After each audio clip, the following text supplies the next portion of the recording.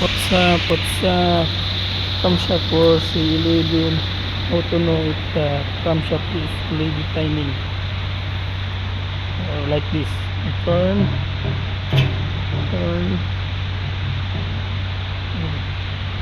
Okay. This ready to fire. That's 6. That's 6 camshaft. This timing for number 6. And one more. This is number 1. Ready to fire. See the timing mark? Timing mark.